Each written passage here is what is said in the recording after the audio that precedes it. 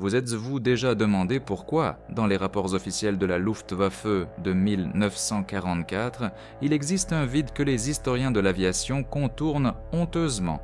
Pourquoi les meilleurs as de Göring, qui avaient à leur actif des centaines de sorties, se mettaient-ils soudainement à rédiger des rapports ressemblant au délire d'un fou, avant d'être immédiatement mis à terre avec un diagnostic d'épuisement nerveux? Dans les archives déclassifiées il y a littéralement quelques jours, se trouve un dossier sans titre portant uniquement un numéro d'ordre. Et le premier document qu'il contient est le rapport d'un pilote de Focke-Wulf de reconnaissance daté du 4 juin 1944. Le pilote, survolant un carré de voie ferrée dans une zone boisée à l'ouest, fait état d'un contact visuel avec un objet qui ne correspond à aucune loi de la physique ni de la logique.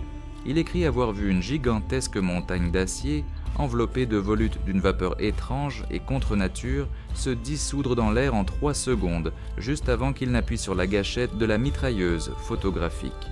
Sur le film développé, le vide. Seulement des rails et le brouillard matinal. Mais le plus terrible se trouvait dans la note ajoutée au rapport, écrite d'une main tremblante. Il me regardait. Le commandement allemand pensa alors que le pilote était surmené, mais il ne savait pas que ce fantôme avait déjà signé l'arrêt de mort de leur plus grande fierté. Nous avons l'habitude de penser que la guerre des machines, ce sont les chars et les avions. Mais que dirais-je si je vous disais que le principal duel de la Seconde Guerre mondiale ne s'est pas déroulé dans le ciel ni sur le champ de bataille, mais sur une étroite bande de rails, où se sont affrontés 2 monstres dont l'existence s'éteignait par les 2 camps. L'un était l'incarnation de la grandeur nazie et s'appelait Adolf Hitler. L'autre avait été assemblé à partir de fureur, de faim et de technologies volées, et son nom était Ilya Muromets. Aujourd'hui, nous allons mener notre propre enquête et tenter de comprendre comment les ingénieurs soviétiques ont réussi à créer une forteresse qui défiait les lois de la gravité, et pourquoi les Allemands, en la voyant, jetèrent leurs armes et fuyaient, sans même tenter de résister. Pour comprendre la nature de ce phénomène, nous devons remonter le temps. 1941, l'arrière profond, la ville de Murom, le dépôt ferroviaire. L'histoire officielle raconte que le train blindé fut construit à l'initiative des ouvriers pendant leur temps libre. Cela sonne bien, patriotique, mais soyons honnêtes, cela semble impossible. Construire une unité de combat super lourde, sans plan, sans financement, sur le seul enthousiasme. C'est là que se cache la première énigme qui fait douter de la version officielle. Dans les journaux retrouvés de l'un des maîtres d'atelier qui supervisait la soudure, il y a d'étranges notes. Il écrit que les plans existaient, bel et bien, mais qu'ils ne provenaient pas du commissariat du peuple à la défense. Ils étaient apportés par d'étranges personnes en civil qui ne donnaient jamais leur nom. Et ces plans étaient réalisés sur du papier, avec des filigranes qui n'étaient pas utilisés en Union soviétique. D'où venaient-ils ? S'agissait-il d'espionnage industriel ou de développement saisi à l'ennemi avant même le début de la guerre ? Le maître écrit que les nœuds et les agrégats étaient assemblés si étroitement qu'à l'intérieur du train, il ne restait pratiquement pas de place pour les hommes. C'était une machine non pas pour vivre, c'était une machine pour tuer, où l'équipage n'était qu'un appendice du mécanisme. L'atmosphère au dépôt était lourde. Les gens travaillaient 20 heures par jour, mangeaient une soupe claire, dormaient directement près des machines-outils, se couvrant de chiffons huileux. Mais dans leurs yeux brûlait un feu fanatique. Ils savaient qu'ils construisaient dans quelque chose de spécial. Le principal problème était le blindage. L'acier ordinaire ne convenait pas. Il fallait une protection capable de résister à un impact direct du 88 allemand, le canon le plus redoutable de l'époque qui transperçait les chars de part en part. Et c'est là qu'apparaît un vide dans l'histoire. Dans les documents de livraison de matériaux, il est indiqué « tôle d'acier de 45 mm ». Mais tout métallurgiste vous dira qu'une simple tôle d'acier ne suffit pas. Et c'est ici que nous trouvons un témoignage qui change tout.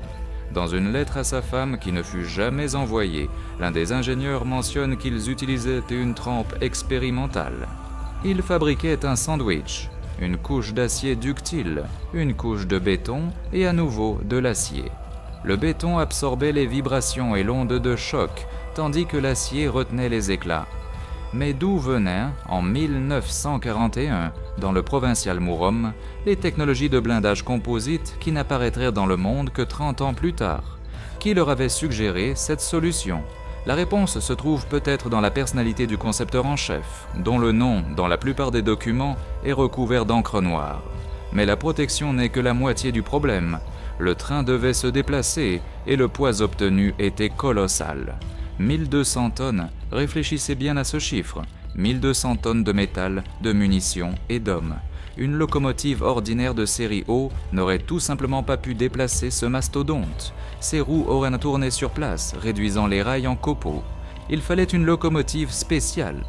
Et ils la trouvèrent, non pas dans une usine, mais dans un cimetière de trains. Une vieille locomotive mise au rebut, qui était destinée à la refonte. Pourquoi précisément celle-ci? Les ouvriers disaient que cette locomotive avait une âme. Les mécaniciens la démontèrent, vis par vis. Ils augmentèrent la pression dans la chaudière jusqu'à des valeurs critiques, risquant d'exploser à tout moment. C'était un risque frôlant la folie. Les manomètres dépassaient les limites. Les aiguilles butaient contre les butées, mais la chaudière tenait. Ils gonflèrent le moteur comme on gonfle des bolides de course. Sauf qu'ici, l'enjeu n'était pas une coupe, mais la vie. Et voilà que lorsque la coque fut soudée et que le moteur rugissait comme une bête blessée, surgit un problème qui aurait pu mettre fin à tout le projet. La fumée. Une locomotive à vapeur projette dans le ciel une colonne de fumée noire visible à des dizaines de kilomètres. Pour les observateurs allemands, c'était comme une cible dans un stand de tir. Ilya Mouromet aurait été détruit dès sa première sortie. Il fallait le rendre invisible. Et à nouveau, une solution géniale, simple et terrible. Les ingénieurs développèrent un système en circuit fermé. La fumée n'était pas évacuée par la cheminée. Elle se mélangeait à la vapeur et, sous une énorme pression, s'échappait sous le châssis du train, se répandant sur le sol comme un brouillard. C'est précisément cela que vit ce pilote allemand. Non pas des nuages, mais un rideau artificiel qui cachait la silhouette du train. De l'extérieur, on aurait dit qu'un nuage d'orage se déplaçait sur les rails. Le son était également étouffé. L'échappement se dispersait à travers des filtres spéciaux. Imaginez, la nuit, le silence, et soudain, de l'obscurité, sans un seul bruit, émerge une montagne d'acier. L'effet psychologique était paralysant. Les soldats allemands dans les tranchées tombaient en stupeur. Ils n'entendaient pas le cliquetis habituel des roues, ne voyaient pas le feu de la cheminée. Cela ressemblait à de la magie, à de la sorcellerie. Mais le plus intéressant dans la construction d'Ilya Mouromet, c'est l'absence de vibration. Lors du tir d'artillerie lourde, tout train blindé oscille. C'est une loi de la physique. Le recul déstabilise la visée et le second tir part déjà à côté. Pour toucher avec précision, il faut attendre que le convoi se stabilise. Et c'est du temps. Et à la guerre, le temps, c'est la mort. Les ouvriers de Mourom accomplirent l'impossible. Ils créèrent un système de stabilisation dont il n'existait aucun équivalent au monde. Pas d'hydraulique, pas d'électronique, seulement de la mécanique pure. Ils utilisèrent un système de contrepoids et de pendules cachés dans les faubourgs des plateformes. Comment l'ont-ils calculé sans ordinateur, avec des règles à calcul de tête? Cela reste un mystère. Mais le fait est documenté. Lors des essais, on plaça un verre d'eau sur la plateforme. Après une salve de tous les 4 canons, l'eau dans le verre ne fit que légèrement onduler, mais ne se renversa pas. La commission de Moscou fut choquée. Les généraux ne croyaient pas leurs yeux. Ils cherchaient la supercherie, pensant dès que le verre était collé. Mais non, Ilya Mouromet se tenait comme un roc. Cela lui donnait un avantage colossal. Il pouvait mener un tir rapide, couvrant les cibles avec une précision d'orfèvre, tandis que les trains allemands perdèrent de précieuses minutes à se stabiliser après chaque tir. Maintenant, jetons un œil à l'intérieur. Que ressentaient les hommes enfermés dans cette boîte d'acier? L'équipage était sélectionné non pas sur dossier, mais sur le caractère. Il fallait des hommes dépourvus de claustrophobie et de peur de la mort. À l'intérieur de la tourelle de combat, il y avait juste assez de place pour se retourner. Les murs oppressés, la ventilation fonctionnait mal. En été, la température montait à 50 degrés. En hiver, elle descendait à -20. Les murs se couvraient de givre qui, lors des tirs, tombaient dans le col. Mais il y avait dans ce train un détail dont on ne parlait pas dans les journaux. C'était un lien particulier entre l'équipage et la machine. Les vétérans se souvenaient que le train semblait sentir le danger. il arrivait que le mécanicien, sans ordre, tire le frein, et une seconde plus tard, juste devant le nez du convoi, explosait une bombe aérienne. S'ils avaient avancé d'1 mètre de plus, ils n'auraient plus existé. Qu'était-ce ? L'intuition ou ce fameux fantôme dans le mécanisme ? Mais revenons aux documents. Dans les archives allemandes de l'Abwehr de 1942 commencent à apparaître des rapports inquiétants. Les espions signalent l'apparition au front d'un train métamorphe, les Allemands lancent la chasse. Pour la destruction d'Ilya Mouromet, une récompense est promise, 10 000 Reichsmark, une croix de fer et une permission pour rentrer chez soi. Sur le front sont transférées des escadrilles spéciales de bombardiers en piqué Stuka. Leur objectif, uniquement les rails et les trains. Les Allemands se vantent qu'ils réduiront la ferraille russe en miettes en une seule passe. Mais un mois passe, puis un autre. 6 mois. Ilya Mouromet continue de combattre. Il apparaît là où on ne l'attend pas, porte un coup de poignard et disparaît. Comment parvient-il à échapper à l'aviation ? Car la voie ferrée est un itinéraire prévisible. Impossible de dévier. La réponse réside dans la tactique développée par le commandant du train. Il ne restait jamais sur place. Il se déplaçait à l'Esparacou, la nuit, une marche forcée de 100 km. Le jour, camouflage dans une forêt dense ou dans des zones industrielles. Le train était peint selon le terrain. En hiver, il était blanc comme neige, en été tacheté comme la forêt, en automne d'un jaune sale. L'équipage transportait avec lui des centaines de branches, de filets, de bâches. En 20 minutes, le convoi gigantesque se transformait en colline couverte de broussailles. Vu du ciel, il était impossible de le distinguer du paysage. Mais un jour, la chance faillit les abandonner. Cela se produisit au printemps de 1943. Le renseignement rapporta que l'itinéraire du train avait été calculé. Les Allemands avaient préparé un piège. Ils avaient miné les voies et placé en embuscade une batterie de lourds obusiers. Il semblait que la fin était scellée. Le train se dirigeait droit dans le piège. Le mécanicien aperçut devant lui un éclat étrange sur les rails. C'était le fil du détonateur. Il restait quelques secondes avant l'explosion. Trop tard pour freiner. L'inertie traînerait le convoi directement sur les mines. Et c'est alors que le mécanicien prit une décision qui contredisait toutes les instructions. Il ne freina pas, il donna plein gaz. Il ouvrit les vannes à fond, injectant dans les cylindres de la vapeur surchauffée. Les roues tournèrent à main follement. Le train bondit en avant comme un obus. La vitesse dépassa toutes les normes autorisées. Ils passèrent au-dessus des mines, si vite que le détonateur se déclencha en retard. L'explosion retentit derrière eux, ne faisant qu'asperger le dernier wagon de terre et d'éclats. Les artilleurs allemands en embuscade restèrent bouche bée. Ils attendaient entre une cible lente et prudente, et devant eux passa en trombe quelque chose à la vitesse d'un express, les arrosant de plomb de ses mitrailleuses. Le temps qu'ils tournent leurs canons, le train avait déjà disparu derrière le virage. Ce fut un triomphe de vitesse et d'audace. Cependant, l'arme principale d'Ilya Mouromet était encore à venir. Les ingénieurs préparaient une surprise qui devait changer les règles du jeu. Jusqu'en 1944, le train blindé était armé de canons standards, mais au début de 1944, il partit en modernisation. Il revint différent. Extérieurement, rien n'avait changé. Les mêmes tourelles, les mêmes flancs blindés, mais à l'intérieur, se cachait la mort. Les Allemands ne pouvaient imaginer que les Russes auraient l'idée de monter sur une plateforme ferroviaire des systèmes de lance-roquettes multiples Katyusha. Mais pas simplement les monter, les cacher de telle sorte qu'ils ne soient visibles qu'au tout dernier moment. C'était un casse-tête technique. Le jet réactif d'une Katyusha brûle tout autour. Comment tirer depuis un train sans brûler le train lui-même ? Comment protéger les munitions de la détonation ?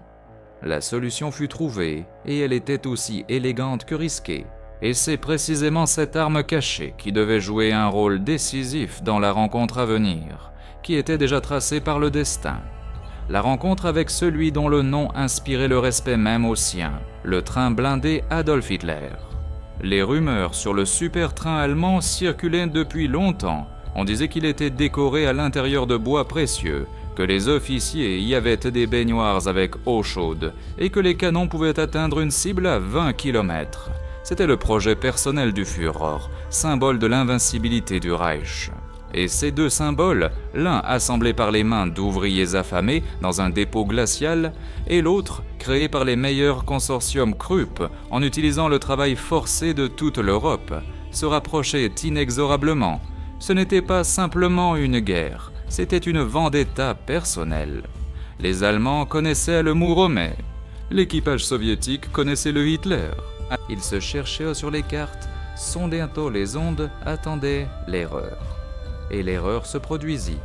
Début juin 1944, le commandement allemand décida d'utiliser son vaisseau amiral pour porter un coup à un important nœud de transport.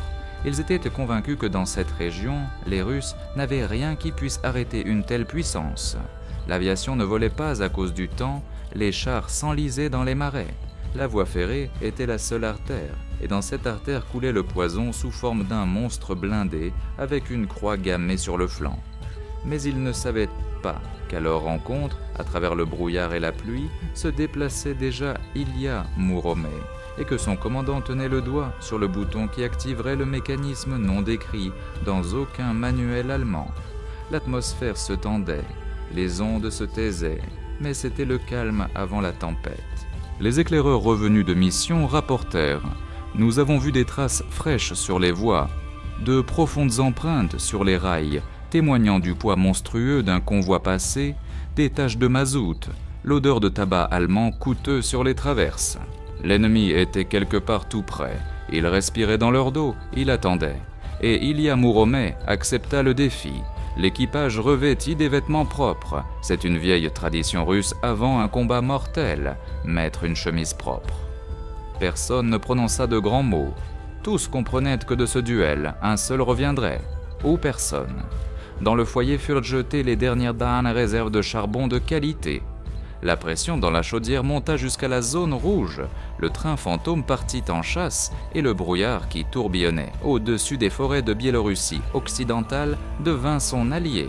Mais aucun d'eux ne soupçonnait même que ce combat ne serait pas simplement un échange de tirs, mais un événement qui donnerait naissance à des légendes, et que le dénouement serait si rapide et destructeur que la terre elle-même tremblerait de douleur.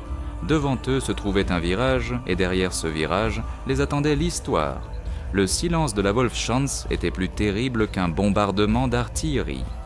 Les généraux de la Wehrmacht se tenaient au garde-à-vous, craignant de lever les yeux sur l'homme qui arpentait nerveusement l'immense carte des communications ferroviaires du front de l'Est. Le Führer était furieux. Ses doigts serraient un crayon si fort que celui-ci craqua et se brisa en deux. La cause de sa colère était invisible mais palpable. Dans le secteur du groupe d'armées centre se produisait l'inexplicable. Les convois de Tigers et de Panthers se rendant au front se transformaient en tas de métal en flammes avant d'atteindre la ligne de front. Les ponts, gardés par des bataillons renforcés de SS, explosaient exactement au moment où un convoi de munitions y entrait. Et dans tous les rapports figurait la même chose. Attaque menée par un objet inconnu qui était apparu de nulle part et avait disparu dans le néant. Le renseignement allemand, l'Abwehr, réputé pour sa minutie, était cette fois impuissant. Ils interceptaient les radiogrammes, mais n'entendaient dans les ondes qu'un bruit étrange, semblable à la respiration d'une énorme bête et des bribes de chansons populaires. C'était une moquerie, c'était un défi, et c'est alors qu'une décision fut prise, qui fut longtemps considérée comme un mythe. L'ordre numéro 31. Drop 403 devait créer un groupe spécial de chasseurs. Leur objectif était unique, trouver et détruire le train blindé soviétique, qui avait déjà reçu, dans les états-majors allemands, le nom de code Fantôme Vert. Mais pour chasser un monstre, il fallait un autre monstre, encore plus terrible, encore plus puissant. C'est ainsi que commence l'histoire de la création de ce convoi même, qui devait devenir le bourreau d'Ilya Mouromet. Si le train soviétique a été le fruit de l'improvisation et de l'ingéniosité ouvrière, son adversaire, le train blindé Adolf Hitler, était le sommet du génie germanique crépusculaire. Les documents sur sa construction ne furent trouvés dans les archives du consortium Krupp qu'à la fin des années 90, et ils frappent l'imagination. Ce n'était pas simplement un moyen de transport, c'était un cuirassé terrestre. Les ingénieurs du Reich abordèrent la tâche avec une minutie maniaque. Ils prirent pour base des plateformes destinées au transport d'artillerie navale super lourde. Chaque essieu fut renforcé par des alliages de titane, afin de supporter le poids du blindage, dont la composition chimique rappelait le revêtement du cuirassé Tirpitz. L'épaisseur des plaques à l'avant de la locomotive atteignait 80 mm. Cela le rendait invulnérable à toute artillerie de campagne. Les obus des canons soviétiques de 45 mm et même de 76 mm rebondissaient simplement dessus, comme des petits pois contre un mur, sans même laisser de bosse. Mais la protection n'était qu'une partie du plan. L'essentiel était l'armement.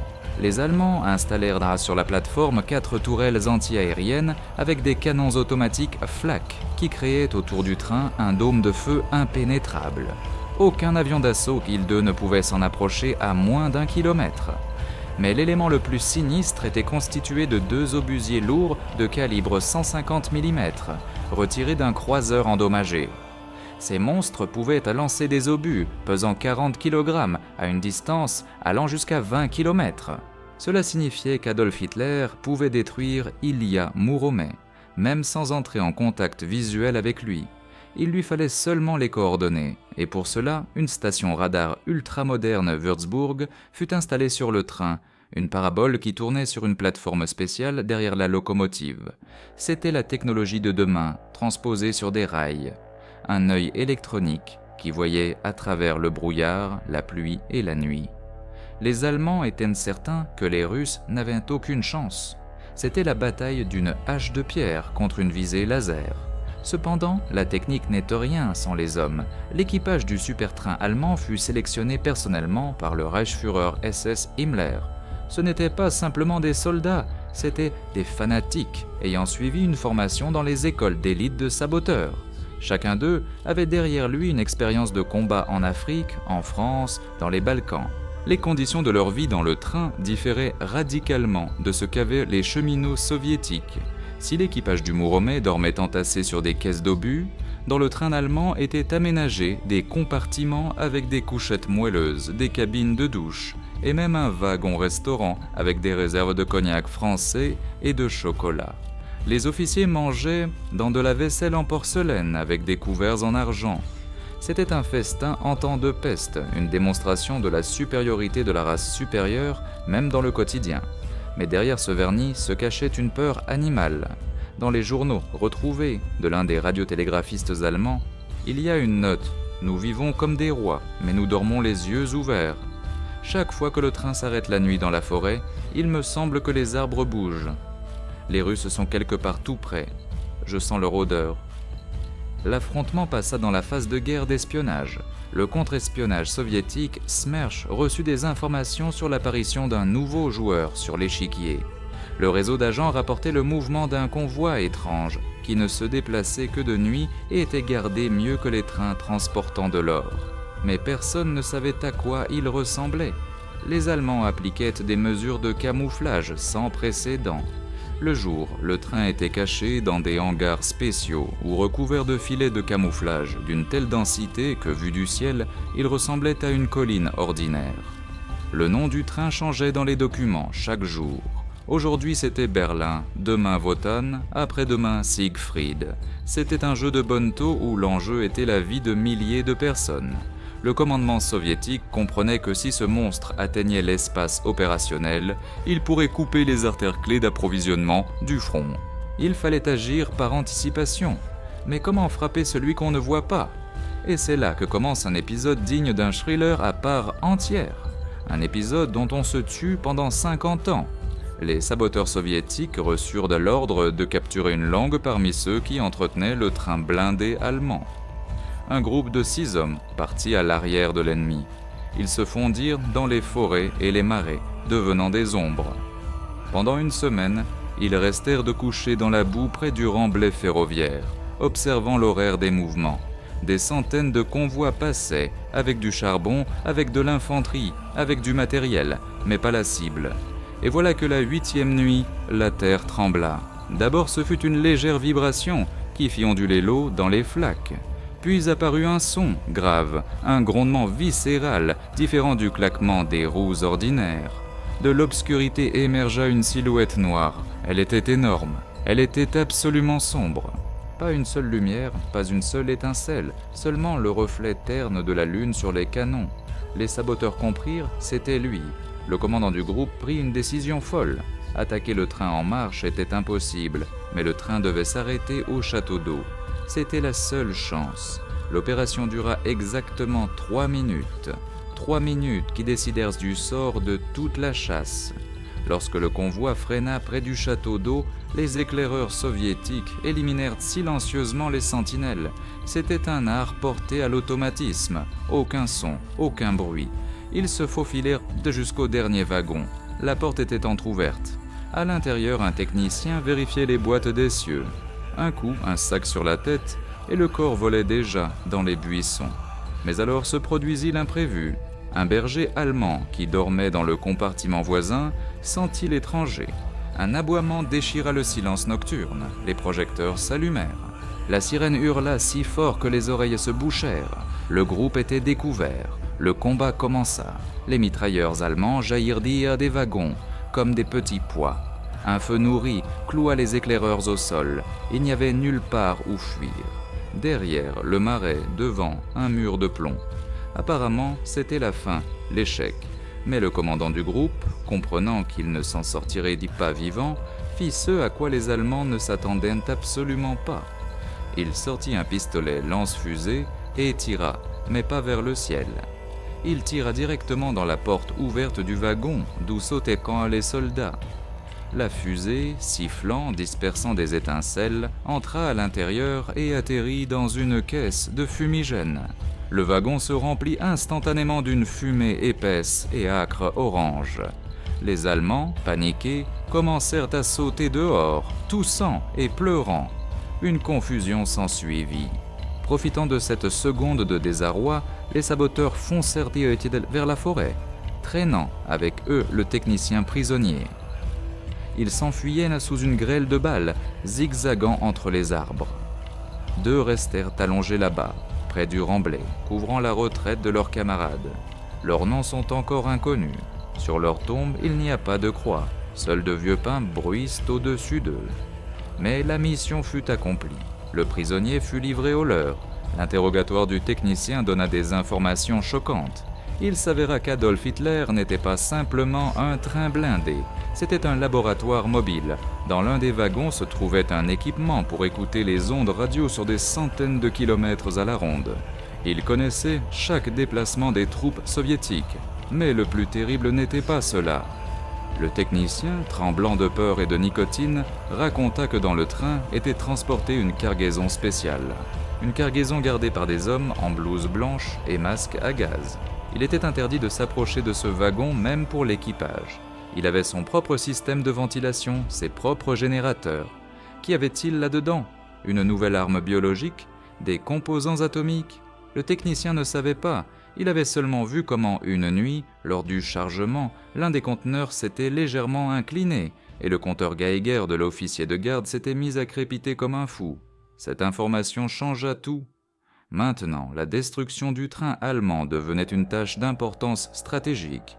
Il ne s'agissait plus du duel de 2 machines blindées, mais de la prévention d'une catastrophe possible. À l'état-major du front fut élaborée l'opération piège. L'idée était simple et géniale, faire sortir la bête de son repère. Mais comment forcer le commandant ultra-prudent du train allemand à sortir sur un tronçon découvert? Il fallait lui donner un appât auquel il ne pourrait pas résister. Les ingénieurs soviétiques construisirent en 2 jours une maquette. Ils prirent des plateformes de marchandises ordinaires, les revêtirent de contreplaqué et de carton, les peignirent pour imiter le blindage, installèrent dessus des maquettes de canons faites de rondins.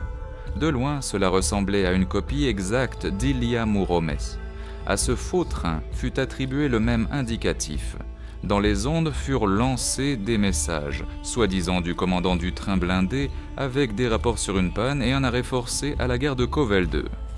Le jeu radio commença.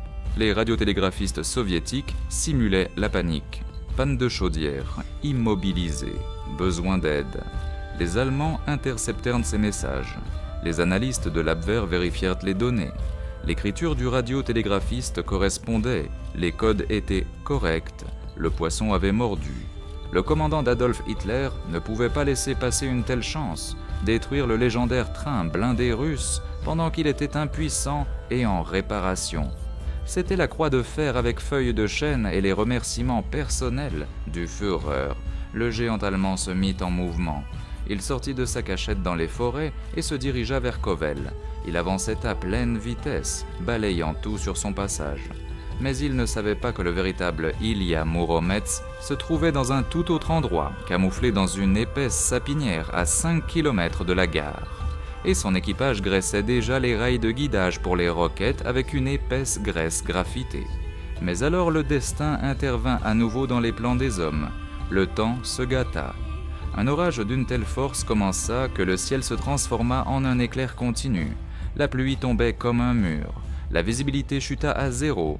La communication radio fut interrompue. Les parasites dans les ondes noyèrent tout. L'opération piège se trouvait au bord de l'échec. Les observateurs ne voyaient pas le train allemand. Le bruit de ses moteurs se perdait dans les roulements de tonnerre. Où était-il ? Avait-il passé le point de contrôle ou s'était-il arrêté, sentant quelque chose de louche ? Les nerfs de tous étaient à bout.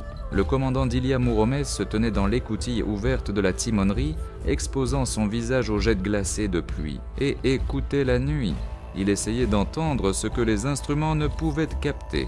L'intuition d'un cheminot expérimenté lui soufflait. L'ennemi est proche.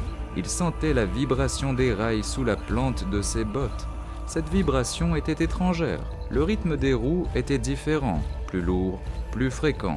Et soudain, dans un éclair, une silhouette apparut un instant.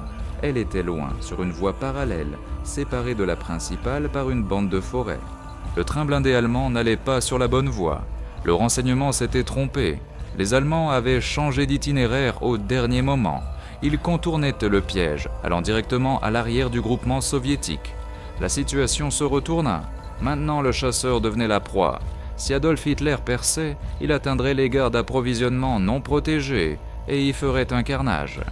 Il restait à Ilya Muromets quelques minutes comptées pour prendre une décision. Il fallait intercepter l'ennemi, mais pour cela, il faudrait sortir de l'embuscade, se découvrir et engager le combat dans des conditions défavorables, sur des trajectoires convergentes, où l'avantage serait à celui qui avait le blindage le plus épais et le canon le plus puissant. Et sur ces paramètres, l'Allemand surpassait le train soviétique plusieurs fois. À l'intérieur du train blindé soviétique commença un travail fébrile.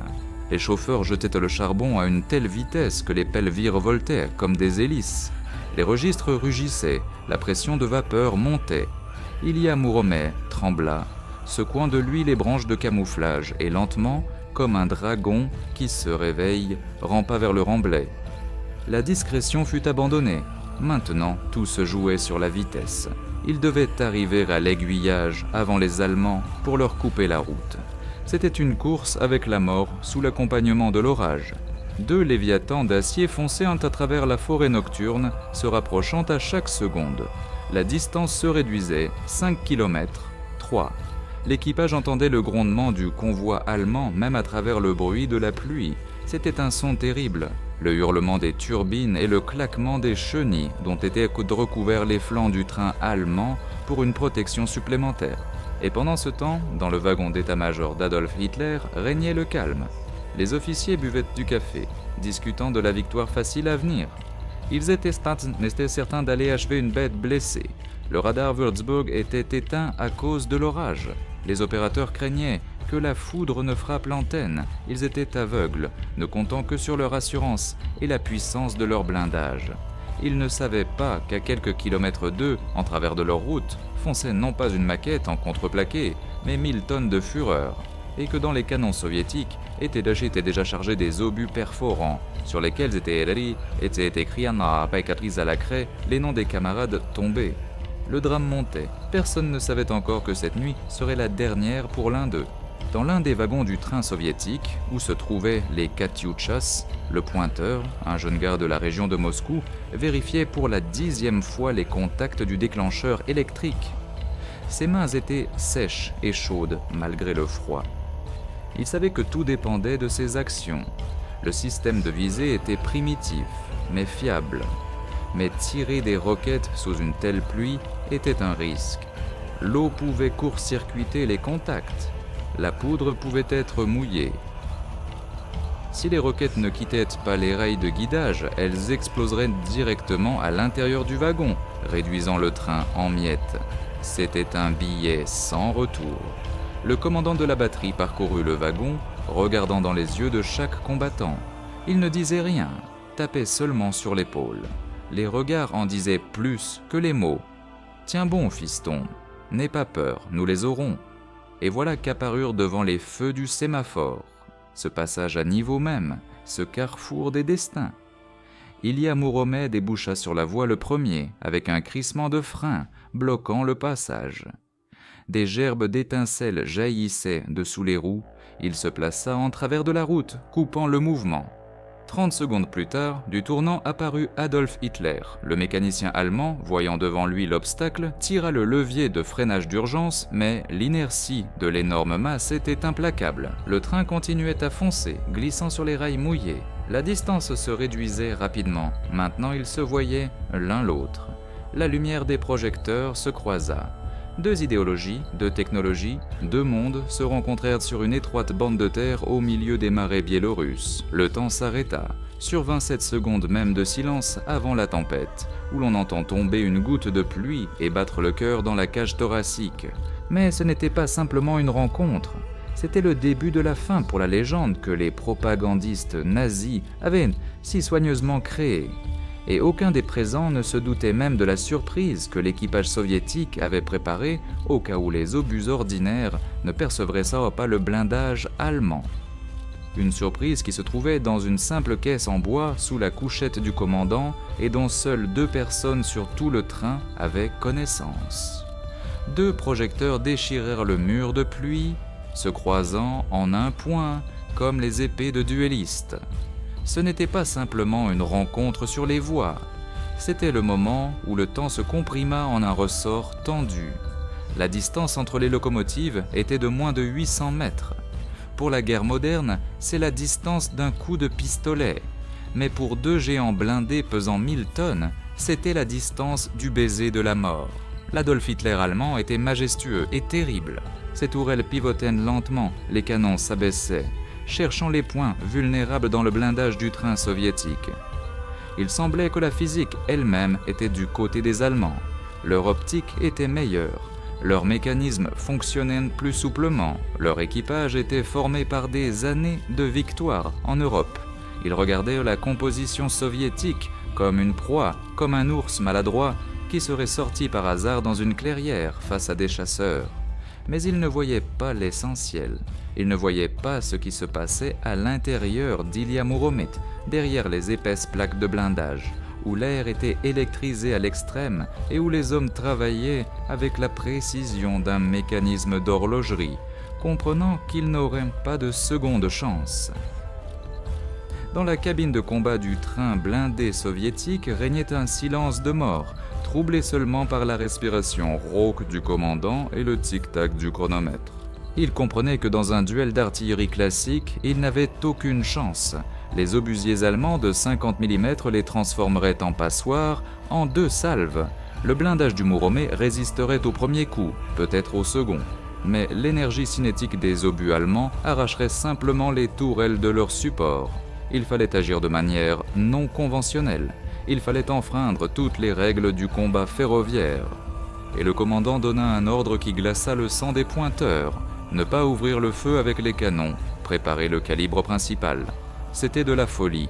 Attendre que les Allemands visent, leur donner un avantage de précieuses secondes. Mais le calcul était subtil et cruel. Le commandant savait que les Allemands étaient méticuleux. Ils avaient un besoin de temps pour une visée précise, pour calculer les corrections de vent, d'humidité. Ils ne tireraient pas au hasard. Ils voudraient détruire le train russe d'un seul coup magnifique et démonstratif. Et c'est précisément cette méticulosité allemande qui devint leur piège. À ce moment, à l'intérieur des wagons blindés du Mouromet, se produisait quelque chose qui ne figurait dans aucun règlement. Les mécaniciens arrachaient d'ailes et scellés des leviers du système hydraulique. Habituellement, la préparation au tir des mortiers à réaction prenait environ 5 minutes. Il fallait retirer les butées, lever les rails de guidage, vérifier les contacts. Ils avaient 30 secondes. 30 secondes pendant que les pointeurs allemands tournaient les volants de leurs viseurs. C'était une course non pas à la vitesse, mais à la survie. Si le mécanisme se bloquait, si ne serait-ce qu'un seul engrenage, fabriqué dans une usine évacuée par des adolescents à moitié affamés, tombait en panne, ils étaient tous morts. On n'entendait que le grincement du métal et la respiration lourde des hommes qui s'arrachaient les ongles en serrant les bornes. Et voilà que le toit d'un des wagons blindés trembla. Il commença à s'écarter lentement, traîtreusement lentement. Les moteurs électriques hurlaient sous la surcharge. Des entrailles du wagon, comme le dard d'un insecte géant, commencèrent à se lever les rails de guidage de la Katyusha. Les Allemands virent cela. Dans leurs viseurs optiques, ils remarquèrent un mouvement sur le toit du train russe, mais ils ne comprirent pas ce que c'était. Leurs instructions ne décrivaient rien de tel. Que font ces Russes? Se rendent-ils? Lèvent-ils un drapeau blanc ou émettent-ils une sorte de fumée? La confusion dans la cabine allemande ne dura que quelques secondes. L'officier de contrôle du tir fronça les sourcils, essayant de classifier la menace. Ces secondes suffirent. Les rails de guidage se mirent en position de combat. L'angle d'élévation était minimal. Le tir se faisait pratiquement à vue directe. C'était catégoriquement interdit par tous les manuels. Les obus réactifs M13 n'étaient pas conçus pour tirer à bout portant. Ils pouvaient ne pas avoir le temps de se stabiliser, pouvaient s'enfoncer dans le sol, pouvaient exploser au choc dans l'air, mais personne ne pensait aux instructions. Le commandant de batterie, un jeune lieutenant à la tête bandée, appuya simplement sur la détente. Ce qui se produisit ensuite, les témoins le décrivirent comme l'ouverture des portes de l'enfer. L'air fut déchiré par un hurlement perçant terrible qui faisait éclater les tympans. Des flèches de feu jaillirent des rails de guidage, enveloppant le train soviétique d'un nuage de fumée et de flammes. Ce n'était pas un tir isolé, c'était un déluge. Des dizaines de roquettes partirent tendre vers la cible presque simultanément, se fondant en un flux continu de feu. L'officier allemand dans la cabine d'Adolf Hitler n'eut le temps que d'écarquiller les yeux. Il ne vit pas des obus, il vit un mur de feu qui fonçait sur eux à la vitesse du son. Le temps s'arrêta pour eux. Ils n'eurent même pas le temps d'appuyer sur la détente de leurs canons. Les obus réactifs s'abattirent sur le train blindé allemand 1 seconde et demie après la salve. La physique de la destruction était monstrueuse. Le premier obus toucha la base de la tourelle d'artillerie avant. L'explosion fut d'une telle force que la tourelle pesant 40 tonnes fut simplement soufflée de la plateforme comme un chapeau par le vent. Elle survola la locomotive et s'écrasa dans le marais, soulevant une colonne de boue. Mais ce n'était que le début. Les autres roquettes frappaient en groupe, éventrant le revêtement, arrachant les plaques de blindage, transformant les entrailles des wagons en une bouillie enflammée. L'un des obus perfora le tender d'eau et de charbon et le suivant détonna aussitôt. La vapeur surchauffée des canalisations déchirées se mélangea au feu. Les hommes à l'intérieur du train allemand n'eurent même pas le temps de ressentir la douleur. La température à l'épicentre de l'explosion grimpa à 1000 degrés instantanément. L'acier blindé ne fondait pas, il s'évaporait. Mais le coup fatal ne fut pas porté au canon.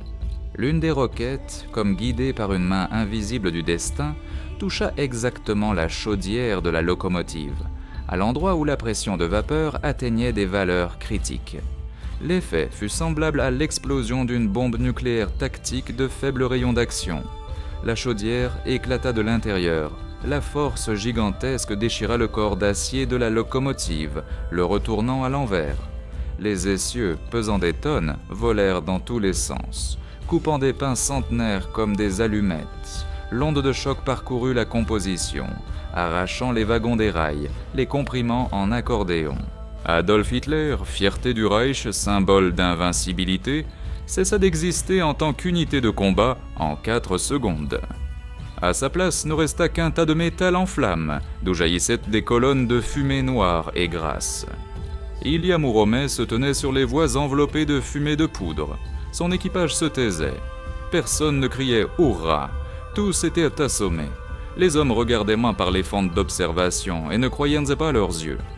Là où une minute auparavant se tenait un léviathan d'acier, il y avait maintenant un lac de feu. La pluie sifflait en s'évaporant sur le métal brûlant des débris. Le commandant abaissa lentement ses jumelles. Ses mains tremblaient. Il comprenait qu'ils venaient d'accomplir l'impossible. Ils avaient trompé la mort. Mais il était trop tôt pour se détendre. Il fallait s'assurer que l'ennemi était complètement détruit. Et surtout, il fallait vérifier ce dont parlaient les éclaireurs. Ce fameux wagon secret, avait-il survécu dans cet enfer ? Le groupe spécial de soldats soviétiques sauta du remblai. Les bottes pataugeaient dans la boue mélangée de mazout et d'éclats. La chaleur du train en feu se sentait à 100 mètres. Ils s'approchaient du squelette de la composition allemande, prudemment, tenant leurs mitraillettes prêtes. On ne savait jamais qui aurait pu survivre à l'arrière du train. Mais il n'y avait pas de résistance. Autour gisaient des pièces tordues, des lambeaux d'uniforme, des armes fondues. Le tableau était apocalyptique, comme si un marteau géant avait frappé le train d'en haut, l'aplatissant contre le sol. Les soldats progressaient vers le centre de la composition, là où, selon les données du renseignement, devait se trouver le wagon d'état-major et ce fameux chargement spécial. Et voilà qu'ils le trouvèrent. Au milieu du chaos de destruction, un wagon semblait étrangement intact. Il avait été arraché de ses bogies. Il gisait sur le côté, à moitié enfoncé dans le sol marécageux, mais son corps n'était pas déchiré. C'était un conteneur monobloc sans fenêtre avec une porte très épaisse, ressemblant à celle d'un coffre-fort. Sur le flanc, on devinait à peine les restes d'un marquage, un aigle rouge et des chiffres qui ne ressemblaient pas aux indices militaires standards. Le métal du wagon était froid, c'était anormal. Autour faisait rage l'incendie. Le revêtement des plateformes voisines brûlait et ce wagon semblait irradier le froid. Les soldats échangèrent des regards. Le commandant du groupe s'approcha de la porte. Il n'y avait pas de poignée, seulement un volant, comme sur un sous-marin. Il essaya de le tourner, bloqué. « Un pied de biche ici !»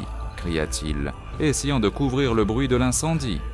Deux soldats s'approchèrent avec des leviers. Le métal grinça.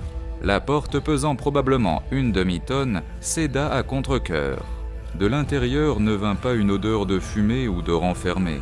De là vint une odeur d'ozone, cette odeur âcre qu'on trouve pendant un orage ou dans un cabinet de radiologie. L'obscurité à l'intérieur du wagon s'avéra dense, presque palpable. Le commandant éclaira l'intérieur avec une lampe de poche de prise. Le faisceau lumineux arracha de l'obscurité d'étranges appareils, des cadrans brisés, des faisceaux de fil et encore un conteneur. Plus petit, en plomb, hermétiquement scellé, il était enchaîné au sol. À côté de lui gisait un homme en blouse blanche, mort. Mais il n'avait pas de blessure visible. Son visage était déformé par une grimace d'horreur et ses mains serraient un dossier de documents si fort que ses doigts avaient blanchi. Le commandant du groupe, un éclaireur expérimenté qui avait traversé Stalingrad, sentit les cheveux de sa nuque se dresser. L'instinct, développé par des années de guerre, criait « Pars, ne touche pas !» Mais un ordre est un ordre. Il entra, essayant de ne pas marcher sur l'étrange substance visqueuse qui couvrait le sol. Il se pencha vers le savant mort et arracha le dossier de ses mains. Sur la couverture figurait un tampon de secret absolu et un sceau étrange, un cercle noir avec un éclair. Ce n'était pas l'emblème des SS ou de la Wehrmacht. C'était autre chose, une unité dont il n'avait jamais entendu parler. À ce moment, de l'extérieur retentit un bruit de moteur. Des renforts allemands ? Non. Le son était différent. Des Willys et des camions s'approchaient du lieu du crash. C'était un groupe du NKVD qui suivait le train blindé en restant dans l'ombre. Ils apparurent si rapidement, comme s'ils attendaient précisément ce moment. Des hommes en manteau de cuir et en uniforme avec des pattes de colle bleu bleuées sautèrent des véhicules. Ils agirent durement et rapidement, bouclèrent à la zone du crash, repoussèrent les soldats du train blindé. Le commandant du groupe du NKVD, un colonel aux yeux froids de poisson, s'approcha du wagon. Il ne jeta même pas un regard au train allemand en feu. Seul ce conteneur l'intéressait. « Tout le monde recule de 100 mètres », ordonna-t-il d'une voix qui n'admettait pas de contradiction. « Oubliez tout ce que vous avez vu ici. Ce combat n'a pas eu lieu. Ce wagon n'existe pas. » Les soldats échangèrent des regards. Ils venaient de détruire la fierté d'Hitler et on leur ordonnait d'oublier. mais discuter avec le NKVD en 1944 était équivalent à un suicide. L'équipage du Muromets fut ramené à sa composition, ils virent de loin comment les tchéquistes sortirent la caisse de plomb, la chargèrent dans un camion couvert avec une garde renforcée et disparurent aussitôt dans l'obscurité. Le dossier de documents, le colonel le prit personnellement, le cachant dans sa serviette si rapidement comme s'il lui brûlait les mains. Le squelette restant du wagon allemand fut arrosé de quelque chose provenant de bidons et on y mit le feu. Les flammes jaillirent d'une étrange couleur verdâtre, dévorant l'épreuve. 10 minutes plus tard, du laboratoire secret ne restait qu'un squelette fondu. Ilya Muromets quittait le lieu du combat en marche arrière. Il devait retourner dans un secteur sûr. À l'intérieur du train régnait une atmosphère étrange. La joie de la victoire se mêlait à l'inquiétude. Ils avaient gagné, oui, mais ils avaient touché à un mystère qui était manifestement plus grand qu'une simple guerre entre deux armées. Le mécanicien, regardant les manomètres, remarqua une bizarrerie. Après qu'il se soit tenu près du wagon allemand, les aiguilles des instruments commencèrent à se comporter de manière inadéquate. La boussole tournait comme une toupie. Les montres de tout l'équipage s'étaient arrêtées exactement au moment où ils avaient ouvert le wagon allemand. 3h42 minutes. C'était comme l'effet d'un puissant champ magnétique ou de quelque chose d'autre dont la nature leur était inconnue. À la station suivante, on les attendait déjà, mais pas avec un orchestre et des fleurs. Des agents spéciaux les attendaient. Commencèrent d'interminables interrogatoires. Chaque membre de l'équipage écrivait une note explicative. Qu'avaient-ils vu? Qu'avaient-ils entendu? Étaient-ils entrés dans le wagon allemand? Des engagements de non-divulgation étaient pris sous signature. Toute fuite d'informations était punie de mort. La version officielle pour les bulletins du bureau d'information était sèche. Sur un secteur du front a été détruit un important convoi de munitions de l'ennemi. Pas un mot sur Adolf Hitler, pas un mot sur le duel, pas un mot sur l'étrange chargement. L'histoire fut réécrite et nettoyée le jour même. Cependant, il y a des choses qu'il est impossible de cacher complètement. Les rumeurs, comme l'eau, trouvent des fissures.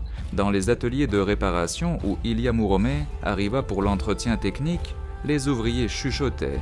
Ils voyaient d'étranges traces sur le blindage du train. Ce n'étaient pas des marques d'éclat.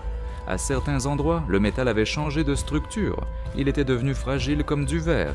Comme si le train avait été soumis à l'action d'un rayonnement inconnu qui avait vieilli le métal de centaines d'années en quelques minutes. L'analyse chimique effectuée par le laboratoire de l'usine montra la présence d'isotopes qui ne se trouvent pas dans la nature. Les résultats de l'analyse furent immédiatement saisis et le laborantin qui l'avait effectué fut soudainement muté dans une autre usine dans l'Oural et le contact avec lui fut rompu. Alors qu'y avait-il dans ce conteneur ? Pourquoi Hitler risquait-il ainsi son meilleur train blindé en l'envoyant dans une zone dangereuse? Certains chercheurs, en recoupant les faits, avancent une hypothèse audacieuse. En 1944, l'Allemagne cherchait fébrilement la Wunderwaffe, l'arme miracle. Les développements se faisaient dans différentes directions, bombes atomiques, aviation à réaction, missiles balistiques, V2, mais il y avait aussi un autre projet sur lequel on sait très peu, le projet Cloche ou Glock, un dispositif censé pouvoir manipuler la gravité et le temps. Des témoignages parlent du fait que lors des essais de ce dispositif se produisaient d'étranges phénomènes, luminescence, gel de liquide, mort de plantes. La description des effets coïncide étonnamment avec ce que les soldats ont vu près du wagon détruit, froid, ozone, arrêt des montres. Est-il possible qu'Adolf Hitler transportait un prototype de moteur pour les disques volants qui, selon les légendes, étaient développés dans les entrailles de la Ahnenerbe? Ou était-ce un composant pour une bombe sale avec laquelle les nazis prévoyaient d'arrêter l'offensive de l'armée rouge? Nous ne connaissons pas la réponse exacte, mais nous savons ce qui est arrivé aux hommes qui ont regardé dans cet abîme. Le commandant du groupe de reconnaissance qui entra le premier dans le wagon mourut 6 mois après la guerre. Diagnostic, leucémie aiguë. La maladie le consuma en 2 semaines. Les autres soldats de ce groupe quittèrent aussi la vie de manière suspecte prématurément. Certains de maladies étranges du sang, d'autres à la suite d'accidents.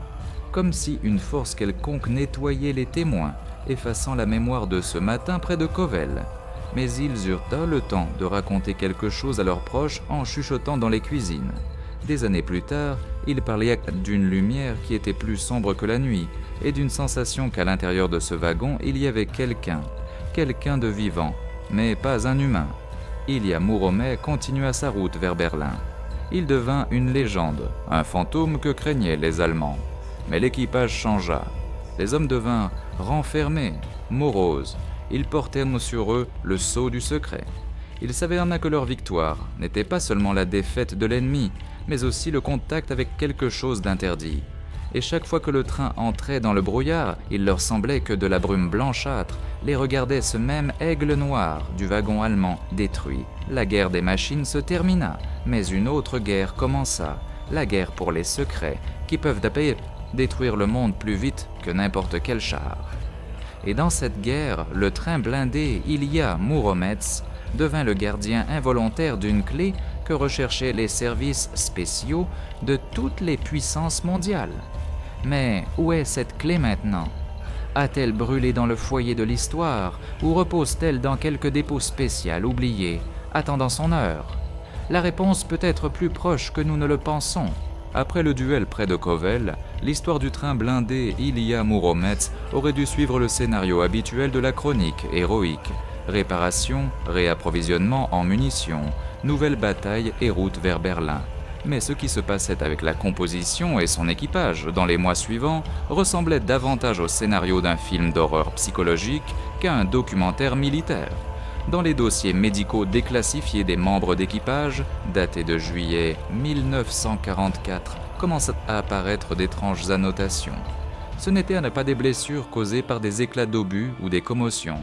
C'était une pathologie inconnue.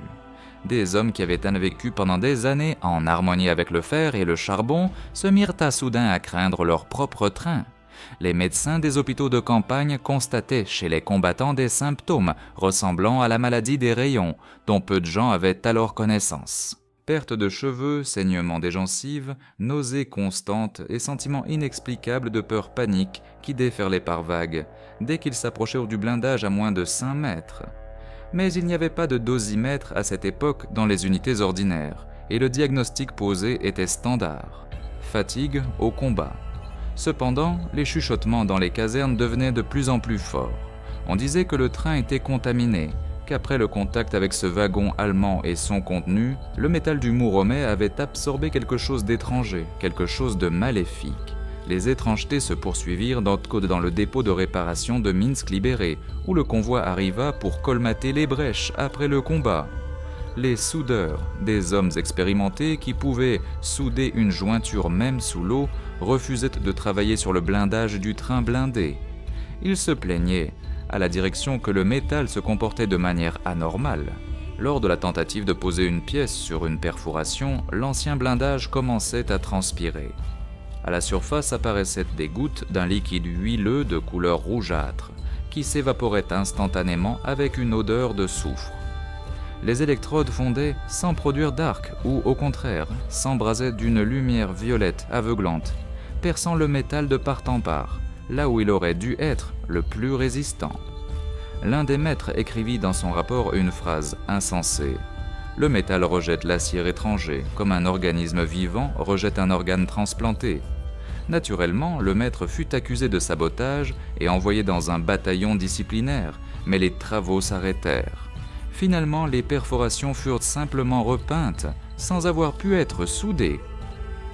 Ilya Mouromet poursuivit la guerre avec des blessures non cicatrisées sur ses flancs, qui, selon les témoins, luisaient faiblement la nuit. Mais le plus inexplicable commença lorsque le train blindé entra sur le territoire polonais. Les habitants locaux, habitués aux horreurs de la guerre, se signaient et fermèrent leurs volets lorsqu'ils entendaient l'approche de ce convoi. Le son de son déplacement avait changé. Ce n'était plus le cliquetis rythmique des roues. C'était un grondement de basse fréquence qui faisait vibrer les vitres des maisons à 5 km de la voie ferrée, et les chiens devenaient fous en se détachant de leurs chaînes. Dans les archives de la résistance polonaise sont conservés des rapports sur un dragon noir qui traverse les gares sans s'arrêter et laisse derrière lui un sillage d'air froid en plein mois d'août chaud. La température dans un rayon de 100 mètres des voies, après le passage du train, chutait de 10 à 15 degrés. L'eau des puits gelait. Cela contredisait toutes les lois de la thermodynamique. Une locomotive à vapeur brûlante devrait dégager de la chaleur, pas du froid. Les physiciens soviétiques qui étudiaient ces rapports dans les années 50 émirent l'hypothèse que le train était peut-être entré dans la zone d'action d'un générateur de champ inconnu qui se trouvait à bord de l'Adolf Hitler détruit et qu'il était maintenant lui-même porteur d'une énergie résiduelle qui aspirait la chaleur de l'espace environnant. Le point culminant de cette période fut l'histoire du tunnel de Jablonov. Cet événement est totalement absent de la chronique officielle du parcours de combat du train, mais il est décrit en détail dans les notes personnelles du chef du renseignement de la division qui supervisait les déplacements du convoi. À l'automne 1944, Ilya Mouromet devait passer discrètement par un long tunnel ferroviaire dans les Carpates pour déboucher sur le flanc d'un groupement allemand. Le tunnel avait été vérifié par les sapeurs, aucune mine n'avait été trouvée. La longueur du tunnel était de 3 km. À une vitesse de 40 km par heure, le train devait le traverser en 4 minutes et demie. Le train entra dans le portail du tunnel exactement à 14 heures. À la sortie l'attendaient des correcteurs de tir. 5 minutes passèrent. Pas de train. 10 minutes passèrent. Silence. La communication avec l'équipage fut coupée instantanément dès que le dernier wagon disparut dans l'obscurité. 15 minutes, 20. La panique commença à gagner ceux qui attendaient. Éboulement, sabotage. Mais aucune explosion n'avait été entendue. Le train sortit du tunnel au bout de 42 minutes, mais il sortit différent de celui qui y était entré. La peinture fraîche dont il avait été recouvert avant l'opération s'était écaillée et était devenue grise, comme si un demi-siècle s'était écoulé et non une demi-heure. Les garde-corps métalliques avaient rouillé jusqu'à être troués, mais le plus terrible concernait les hommes. L'équipage de jeunes gars sortirent à la lumière en vieillards. Les combattants de 20 ans avaient des cheveux blancs. Leurs visages étaient couverts de rides profondes, et dans leurs yeux était figée une expression de vide absolu. Ils ne se souvenaient pas de ce qui s'était passé dans le tunnel. Pour eux, les mêmes 4 minutes s'étaient écoulées. Ils n'avaient pas remarqué le retard, mais leurs horloges biologiques avaient avancé d'une décennie. Le commandant du train, articulant avec difficulté, fit son rapport sur l'accomplissement de la mission, mais sa voix était celle d'un vieil homme. Le train fut immédiatement retiré à l'arrière. Tout l'équipage fut réformé pour raison de santé et envoyé dans des sanatoriums fermés du NKVD, où la plupart d'entre eux décédèrent dans l'année d'un vieillissement fulgurant de l'organisme. À leur place furent recrutés de nouveaux hommes, des volontaires. On ne leur dit pas la vérité.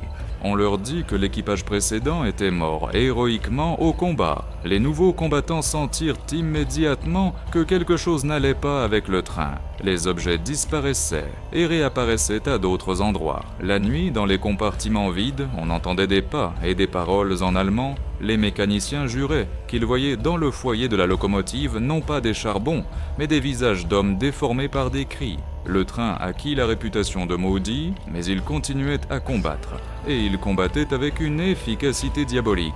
Les obus tirés de ses canons touchèrent la cible avec une précision incroyable, même sans viser. Il semblait que le métal lui-même voulait tuer.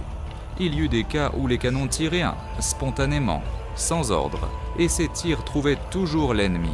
Un char camouflé, un tireur d'élite dans un arbre, un abri de commandement. Le train s'était transformé en une unité de combat autonome possédant sa propre intelligence sombre. Dans les états-majors allemands commença une véritable hystérie. Ils recevaient des rapports selon lesquels le train blindé russe était invulnérable, les obus qui le touchaient n'explosaient un appât. Les bombes le traversaient comme à travers un brouillard. Les soldats de la Wehrmacht refusèrent de sortir en position s'ils savaient que le fantôme opérait dans le secteur. Une circulaire secrète de la SS fut émise, interdisant d'entrer en contact visuel direct avec le train blindé soviétique numéro 762. Il était recommandé d'appeler l'aviation et de couvrir le carré de bombardement en tapis, mais même cela n'aidait pas. Les pilotes de la Luftwaffe se plaignaient que les instruments de navigation devenaient fous au-dessus du train. La boussole tournait et l'altimètre affichait des valeurs négatives, comme s'il volait sous terre. plusieurs avions s'écrasèrent dans des circonstances étranges, s'écrasant simplement au sol près de la voie ferrée partant clair. Dans les boîtes noires ou leurs analogues de l'époque, les enregistrements des dernières minutes ne laissaient entendre que ce même grondement de basse fréquence. À l'hiver 45, Ilya Mouromez avait changé d'apparence au point d'être méconnaissable. Ce n'était plus ce train blindé, soigné et bien tenu qui était sorti des portes du dépôt de Mourom. C'était un monstre recouvert de blindage de prise que l'équipage soudait par-dessus l'ancien pour tenter de couvrir les taches lumineuses. Il était couvert de chaînes, de sacs de sable, de rondins. Sur la plateforme avant, quelqu'un avait soudé un énorme crâne de bison trouvé dans la forêt de Białowieża. Cela ressemblait à un totem, à une idole de barbares. Les commissaires politiques tentèrent de faire enlever cet obscurantisme, mais l'équipage fit bloc. Ils croyaient que ce crâne repoussait les esprits maléfiques qui s'étaient installés dans le train après le tunnel. La discipline à bord était devenue particulière. Ce n'était pas la discipline militaire réglementaire, mais le mode de vie d'un navire pirate. Ils n'obéissant qu'à leur commandant et à la volonté du train, le haut commandement fermait les yeux. Tant que le train détruisait les Allemands par paquets, on tolérait ces étrangetés. La victoire était plus importante que le règlement. Un jour, lors d'un arrêt dans une petite gare polonaise, une diseuse de bonne aventure locale s'approcha du train. Une vieille tzigane, voyant la silhouette noire de la locomotive, tomba soudain à genoux et se mit à hurler. Elle criait que ce train ne transportait pas des soldats, mais des âmes de mort, et qu'il ne s'arrêterait jamais, même quand la guerre serait finie, qu'il était condamné à errer sur les rails éternellement, jusqu'à ce qu'il expie le péché d'avoir touché à la connaissance interdite. Les soldats chassèrent la vieille femme, mais un malaise persista. Le soir du même jour, l'un des chargeurs fit une crise de nerfs. Il tenta de se faire exploser avec une grenade dans la soute à munitions d'artillerie, criant qu'il entendait des voix sous le plancher du wagon qui réclamaient du sang pour le moteur. On le maîtrisa, mais il avait eu le temps de dégoupiller la grenade. L'explosion n'eut pas lieu. Le percuteur fonctionna, mais le détonateur n'explosa pas. Encore un miracle. Ou bien le train s'était-il protégé lui-même en supprimant la réaction chimique de l'explosion ? Nous approchons de la solution de la raison pour laquelle ce mécanisme de combat phénoménalement efficace fut si hâtivement démantelé et détruit immédiatement après la victoire. Non pas parce qu'il était obsolète, mais parce qu'il était devenu dangereux. Dangereux non pour les ennemis, mais pour la réalité elle-même. Les documents attestent qu'en février 1945, un groupe de scientifiques de Moscou arriva au quartier général du front, dirigé par un futur académicien dont le nom est encore classifié. Ils apportèrent avec eux un équipement encombrant. Le train fut mis sur une voie de garage, encerclé par les troupes du NKVD, et pendant 3 jours, ils effectuèrent des mesures. Les scientifiques marchaient autour des wagons en combinaison de plomb. Qu'ont-ils trouvé là-bas ? Dans le rapport final figure une phrase qui glace le sang. L'objet 762 démontre des signes de distorsion locale du continuum spatio-temporel. Une exploitation ultérieure représente une menace de caractère global. L'isolement complet est recommandé. C'est-à-dire, en termes simples, le train était devenu un trou dans la réalité. Il n'émettait pas de radiation, il émettait du temps. C'est précisément pourquoi l'équipage vieillissait. C'est précisément pourquoi les obus volaient là où le train le voulait. Il courbait l'espace autour de lui, et chaque jour cet effet s'intensifiait. Si en 44 c'était des minutes, en 45 le rayon de l'anomalie pouvait s'étendre à des kilomètres. Mais imaginez une arme qui ne tue pas simplement l'ennemi, mais l'efface du temps ou le vieillit jusqu'à l'état de poussière en 1 seconde. Ce serait l'arme absolue, mais elle était incontrôlable. La direction soviétique, au seuil de la création de la bombe atomique, eut peur de ce qu'elle ne pouvait comprendre. La décision fut prise de faire durer le train jusqu'à la fin de la guerre, en utilisant sa puissance au maximum, puis de s'en débarrasser le plus vite possible avant qu'il ne cause des catastrophes. Mais Ilya Mouromez n'avait pas l'intention de se rendre aussi facilement. Il sentait l'approche de la fin. Dans les derniers combats aux abords de l'Oder, il se comportait comme une bête enragée. La consommation de munitions dépassait toutes les normes. La locomotive rugissait si fort que les tuyaux éclataient. Il semblait vouloir se gorger de guerre une dernière fois. Et voilà qu'à Francfort sur l'Oder se produisit le dernier incident, le plus mystérieux de sa biographie de combat. Le train devait soutenir par le feu la traversée des troupes soviétiques. Les Allemands résistaient désespérément. Le pont fut détruit. Ilya Mouromet roula sur le quai et ouvrit un feu d'ouragan. Et à ce moment, selon les témoignages de centaines de soldats, le train se dédoubla. Pendant une seconde, tous virent deux trains, l'un réel, de fer et de boue, tirant sur l'ennemi, et le second, fantomatique, translucide, qui se détacha des rails et s'élança dans les airs au-dessus de l'eau, droit sur les positions allemandes. Les Allemands, voyant le train volant, jetèrent leurs armes et s'enfuirent. Cette attaque psychologique leur coûta la ville, mais lorsque la fumée se dissipa, il n'y avait qu'un seul convoi sur les voies. Il était chauffé au rouge, la peinture avait complètement brûlé et il ressemblait à un squelette tout juste sorti du four d'un crématorium. Ce fut le début de la fin. L'ordre de démantèlement était déjà signé. Mais comment détruire ce qui n'est peut-être plus tout à fait matériel ? Comment découper au chalumeau ce qui courbe l'espace ? La tâche d'éliminer la légende fut confiée à un bataillon du génie spécial. Et cette opération devint la dernière bataille d'Ilya Mouromet. Une bataille non contre les Allemands, mais contre ses créateurs, qui avaient décidé de tuer leur création. Mais cela dans les prochains documents que nous avons réussi à obtenir des archives avec la mention « à conserver éternellement ». L'ordre officiel de démantèlement de la 31e division indépendante de trains blindés, dont faisait partie Ilya Mouromet, fut signé en juillet 1945. Sur le papier, cela ressemblait à une procédure bureaucratique ordinaire. La guerre était finie, l'armée se réduisait, le vieux matériel était mis au rebut. Mais ce qui se passait sur les voies de garage près de Mourom, où fut transféré le convoi légendaire, ressemblait davantage à une exécution secrète qu'à une mise au rebut. Habituellement, les trains sont démontés calmement, on retire l'armement, on démonte les pièces de valeur, et la carcasse est découpée en ferraille. Ici, tout était différent. Le territoire fut encerclé par 3 anneaux de garde. Sur le périmètre furent installées des tours avec des mitrailleuses, pointées non vers l'extérieur, mais vers l'intérieur, sur le train lui-même. Les ouvriers furent amenés d'autres régions, leurs passeports leur furent confisqués. Il leur fut interdit de parler aux habitants locaux. L'atmosphère était telle qu'ils s'apprêtaient à démonter non pas une locomotive à vapeur, mais un vaisseau extraterrestre qui pouvait à tout moment exploser ou s'envoler. La première étape fut le retrait des Katyusha, ces fameuses installations secrètes qui avaient décidé de l'issue du duel avec l'Adolf Hitler. Les ingénieurs venus de Moscou travaillaient en combinaison de protection chimique. Ils ne craignaient pas le poison, ils craignaient l'énergie résiduelle. Lorsqu'ils commencèrent à dévisser les boulons de fixation des rails de guidage, l'inexplicable se produisit. Les boulons, trempés dans les combats, se brisaient d'eux-mêmes au contact de la clé, comme du verre. Le métal gémissait. Les ouvriers entendaient un grondement venant des profondeurs des wagons, semblable à un grognement grave. L'un des ingénieurs, un jeune homme, tomba soudain évanoui. Lorsqu'on le ranima, il marmonnait quelque chose d'incohérent sur des fils noirs qui s'étendèrent du train vers le ciel. Il fut immédiatement emmené et personne ne le revit. Les installations furent finalement découpées au chalumeau avec des morceaux de toit, chargés dans des conteneurs de plomb et emmenés au polygone de Kapustin Yar.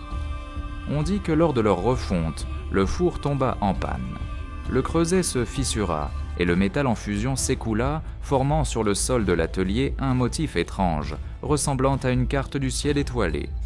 L'étape suivante fut le désarmement des tourelles d'artillerie, et c'est là qu'Ilya Mouromet montra son caractère. Lorsqu'on approcha le chalumeau de la tourelle du calibre principal, la tourelle tourna d'elle-même, sans équipage, sans alimentation électrique. Elle pivota lentement, en grinçant, pointant son canon directement sur le groupe d'ouvriers. Les hommes s'enfuirent terrorisés. Les officiers de garde ouvrirent le feu sur la tourelle avec des mitraillettes. Les balles ricochaient sur le blindage en faisant jaillir des étincelles. Mais c'était aussi inutile que de tirer sur une montagne. Le train vivait. Il restait en lui une sorte d'énergie fantôme, un concentré de fureur accumulé pendant les années de guerre. Et il ne voulait pas mourir, il ne voulait pas se rendre à ceux qui l'avaient protégé. Il fallut faire venir un char, un T-34 fut amené en tir direct et tira un obus plein sur le mécanisme de rotation bloqué de la tourelle. Le choc fut terrible. La tourelle fut arrachée, elle s'écrasa au sol, creusant un trou profond. Mais même gisant au sol, elle continuait à trembler, comme un membre coupé dans lequel les nerfs ne sont pas encore morts. La tâche la plus difficile fut le découpage de la coque. Le blindage qui avait résisté aux obus allemands ne cédait maintenant pas aux outils pacifiques. Les chalumeaux à gaz s'éteignaient, les disques des scies volaient en éclats en blessant les ouvriers. Le métal était tellement saturé de tension qu'en tentant de le découper, il criait. Le son de la tôle découpée ressemblait à un hurlement humain. Les ouvriers ne tenaient pas psychologiquement. Des révoltes ont commencé, les gens refusaient d'approcher le train maudit. Alors on a utilisé des explosifs. On a décidé de ne pas découper, mais de faire exploser le train par morceaux. On plaçait des pains de tholite dans les joints des plaques de blindage. La première explosion a retenti le matin. Un nuage de poussière s'est élevé sur le dépôt. Quand il est retombé, tous ont vu que le wagon était intact, seulement légèrement noirci. L'onde de choc l'avait traversé sans lui causer de dommages, mais en détruisant le mur de briques d'un entrepôt à 50 mètres. C'était déjà au-delà de la compréhension. La physique ne fonctionnait pas ici. Le train se trouvait dans sa propre réalité, où les lois de résistance des matériaux étaient différentes. Finalement, on a trouvé une solution. On a apporté une composition chimique spéciale, un acide développé pour l'élimination des armes chimiques. On a commencé à en arroser la coque. L'acide sifflait, rongeant la peinture et la couche supérieure du métal. Le train pleurait des larmes rouillées. Le processus était lent, douloureux. Pendant des semaines, les ouvriers ont enlevé le blindage couche par couche, transformant le fier géant en squelette. Et au fur et à mesure que le blindage disparaissait, l'anomalie disparaissait aussi. Le grondement s'apaisait, le froid reculait, le train mourait. Il se rendait, comprenant que son temps était passé.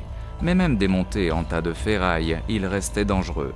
Les dosimètres près de ces tas montraient d'étranges pics de radiation. Tantôt zéro, tantôt une dose mortelle. Ce métal ne pouvait pas être refondu avec du métal ordinaire. On l'a enterré.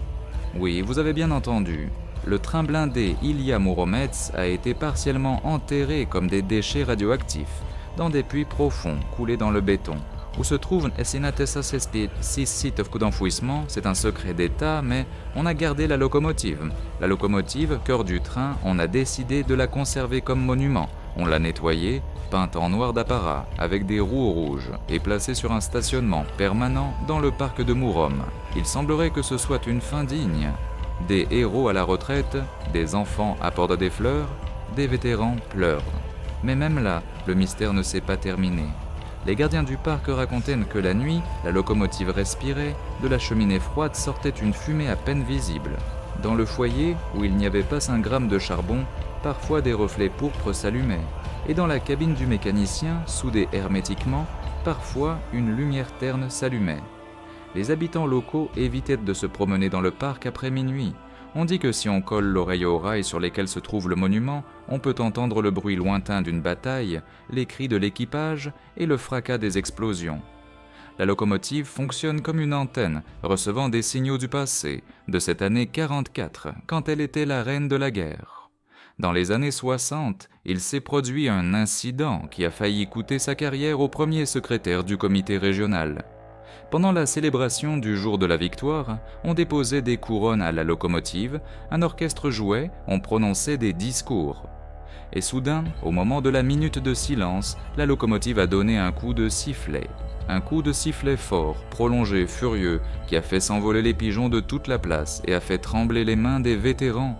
Personne n'était dans la cabine, il n'y avait pas de chaudière à vapeur, les tuyaux étaient coupés.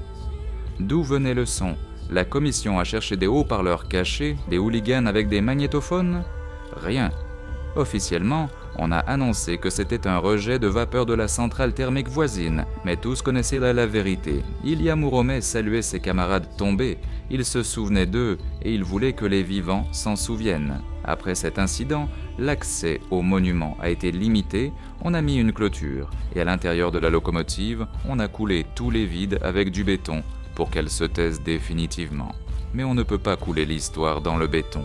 Dans les années 70, quand a commencé l'époque de la détente et de la course spatiale, l'intérêt pour les technologies de Mourometz a ressurgi avec une nouvelle force. Les scientifiques soviétiques cherchèrent des moyens de protéger les vaisseaux spatiaux contre les radiations et les météorites. Quelqu'un s'est souvenu de l'étrange blindage du train, de sa résistance aux surcharges. Dans les archives, on a ressorti le dossier numéro 762 et on a découvert que les pages clés décrivant la composition de l'alliage et la construction des amortisseurs de vibration étaient arrachées. Qui a fait cela ? Des espions allemands ou nos services spéciaux effaçant les traces. Une nouvelle enquête a commencé. Le KGB a essayé de trouver les ingénieurs qui avaient construit le train. Il s'est avéré que la plupart d'entre eux n'étaient plus en vie et ceux qui vivaient se taisaient. Ils avaient peur de parler même 30 ans plus tard. Un vieil homme, ancien métallurgiste en chef du dépôt, lors d'un interrogatoire n'a dit qu'une seule phrase. « Nous n'avons pas inventé ce métal. Nous l'avons trouvé, on nous l'a donné. » Qui l'a donné ? D'où ? Le vieil homme est mort d'une crise cardiaque directement dans le bureau de l'enquêteur, sans révéler le secret. Une version est apparue selon laquelle, lors de la construction du train blindé, on avait utilisé le métal de la météorite de Tunguska, du délire. Peut-être, mais les expéditions de Kulik dans la région de la chute de la météorite dans les années 20 et 30 rapportaient effectivement des échantillons, et les traces de ces échantillons se perdent justement à la fin des années 30, avant la guerre. Si on suppose que les scientifiques soviétiques ont pu fondre à partir du métal céleste plusieurs tonnes de blindage et l'ont utilisé pour un train expérimental, alors beaucoup d'anomalies trouvent une explication, et la résistance incroyable, et l'étrange luminescence et l'effet sur le temps. Le fer météoritique, ayant traversé le froid cosmique et le plasma de l'atmosphère, pouvait posséder des propriétés inaccessibles aux matériaux terrestres. Et Ilya Mouromets n'était pas simplement un train blindé, mais un artefact unissant la technologie terrestre avec quelque chose d'extraterrestre. Dans les années 80, au crépuscule de l'URSS, on s'est souvenu du train en lien avec le développement des complexes ferroviaires de missiles de combat BZHRK Molodets. Ces trains fantômes avec des missiles nucléaires devaient devenir une nouvelle incarnation de l'idée de puissance insaisissable.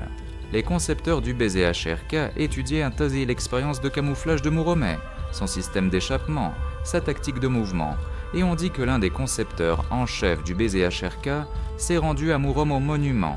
Il a passé toute une nuit dans la cabine fermée de la locomotive. À quoi pensait-il ? Que cherchait-il ? Peut-être l'inspiration ? Ou essayait-il d'entrer en contact avec l'esprit de la machine ? Après ce voyage, le développement du train à missiles a progressé à pas de géant, et bientôt sur les rails du pays sont apparus des convois que l'OTAN a appelés scalpels pour leur capacité à porter un coup précis et mortel en n'importe quel point de la planète. Ilya Mouromets a passé le relais. Son ADN, sa philosophie de la guerre, se sont dissous dans de nouvelles machines encore plus terribles. Mais il y a aussi une autre ligne tout à fait conspirationniste. À l'époque de la perestroïka, dans les journaux apparaissaient des articles sur l'or du parti et les archives secrètes du comité central. Les journalistes déterraient des histoires selon lesquelles, juste avant l'effondrement de l'Union, une partie des documents secrets et des objets de valeur avaient été évacués dans une direction inconnue. Et soi-disant pour cela, on avait utilisé un wagon restauré d'Ilya Mouromets, celui-là même qu'on n'avait pas pu détruire et qu'on avait caché dans un site d'enfouissement. Et si on l'avait ressorti, et s'il était de nouveau en service, mais transportait maintenant non pas des obus, mais les secrets d'un empire mourant, des témoins parlaient d'un wagon noir sans fenêtre, qu'ils avaient vu attaché à des trains de marchandises ordinaires, allant vers l'Oural ou en Sibérie. Un wagon qui ne figure dans aucun bordereau, un wagon dont émane le froid et la peur. Peut-être qu'Ilya Mouromets voyage encore sur les chemins de fer infinis de la Russie.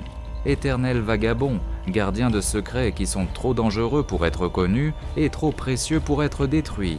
Nous regardons de vieilles photos en noir et blanc, les visages des combattants, les sourires, l'accordéon, la gamelle de bouillie.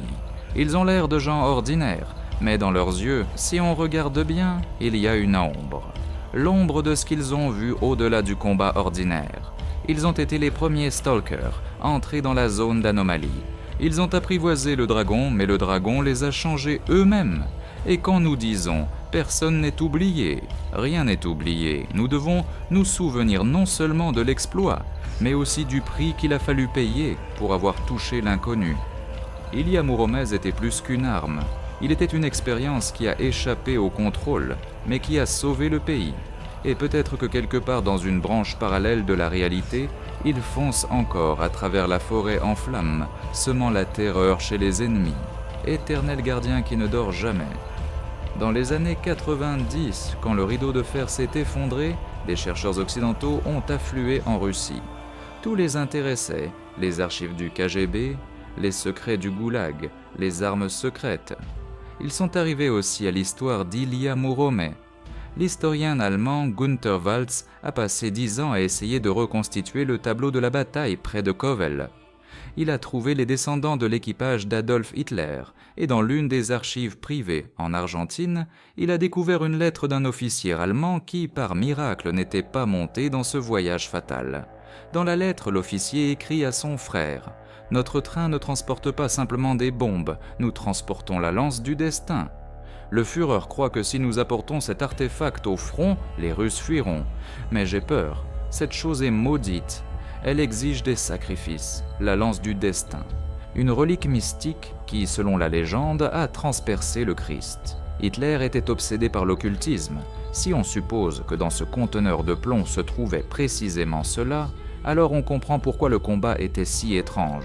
Ce ne sont pas simplement deux machines qui se sont affrontées, ce sont deux forces qui se sont affrontées, la mystique du Troisième Reich et la fureur du peuple soviétique, incarnée dans le métal de Muromets. Et l'acier soviétique s'est révélé plus fort que la magie ancienne, mais le contact avec l'artefact a laissé une trace. Ilia Muromets a vaincu le dragon, mais est lui-même devenu un peu dragon. Détail étrange. Lors de la restauration de la locomotive en 1999, les ouvriers ont ouvert le revêtement dans la cabine du mécanicien et y ont trouvé une icône emmurée. Une icône d'Ilia Muromets, le saint guerrier. Elle était noire de suie, mais le visage était clair. Qui l'avait mise là ? Les commissaires politiques auraient pu fusiller pour cela, donc ce sont les ouvriers eux-mêmes qui l'ont fait lors de la construction. Ils ont mis leur âme dans la machine, littéralement. Ils ont béni ce char sur rail, créant une protection puissante. Et peut-être que c'était précisément cette fois, ce blindage spirituel, et non l'épaisseur de l'acier qui sauvait le train des coups directs. Les Allemands tiraient Antoman a tiré sur le métal, mais touchaient la foi. Et la foi est impossible à percer. Cette découverte a beaucoup expliqué, mais a aussi posé de nouvelles questions. Comment l'athéisme communiste et la religiosité profonde se combinaient-ils dans le cœur de ces gens ? À la guerre, il n'y a pas d'athée. Et Ilia Muromets est devenu un temple sur roue, où on priait non pas avec des mots, mais avec des obus, et où l'encens était la cheminée fumante. L'histoire approche de son millénaire. L'an 2000. Le monde a changé. Technologies numériques, Internet, mondialisation. Les vieilles légendes renaissent semblent des contes naïfs, mais parfois dans les recoins obscurs d'Internet, sur les forums de digues et de chercheurs d'aventure, apparaissent des photographies, floues, imprécises, prises avec un téléphone la nuit. Sur elles, des impasses abandonnées dans la taïga sibérienne. Et dans ces impasses se trouve un wagon étrange. Il ne rouille pas, il n'y a pas de graffiti dessus, l'herbe autour de lui ne pousse pas.